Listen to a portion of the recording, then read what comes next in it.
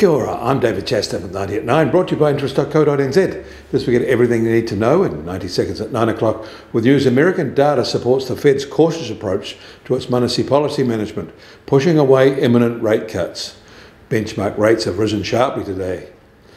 US new jobless claims came in less than expected when a rise was anticipated. There were less than 200,000 new actual claims last week, and that takes the number of people on these benefits to under 2.1 million. At the risk of sounding like a broken record, there is still no sign here of a wavering American labour market.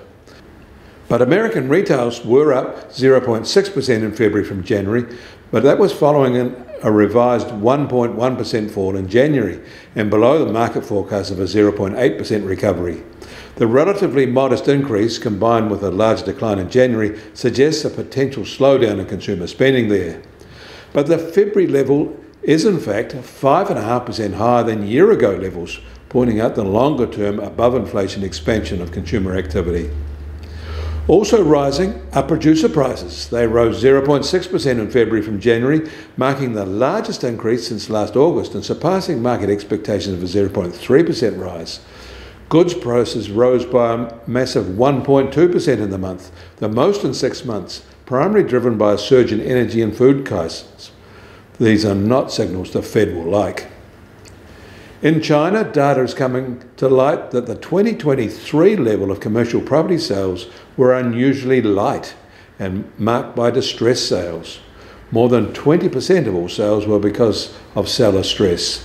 And it may be more. Some non-distressed deals were made by stressed developers in need of liquidity. Distressed deals have also made up a high proportion of commercial real estate sales this year.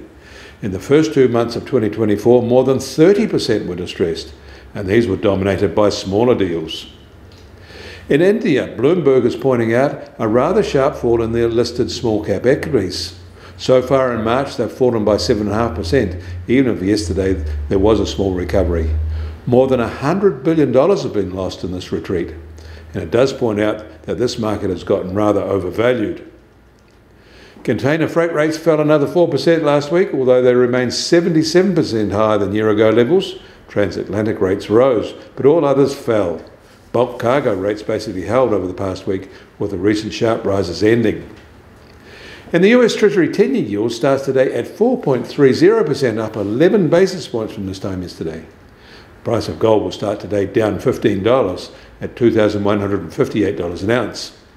And oil prices have risen another $1.50 to be just over $81.50 a barrel in the US, while international Brent price is now just over $85 a barrel.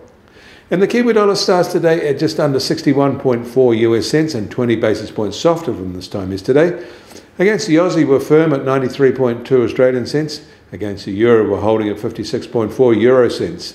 That all means our trade weight index starts today at just on 70.3 and unchanged from yesterday. In fact, we've been within this tight range at about this level for more than 2 weeks now. You can get more news affecting the economy in New Zealand from interest.co.nz. Kia ora, I'm David Chaston, and we'll do this again on Monday.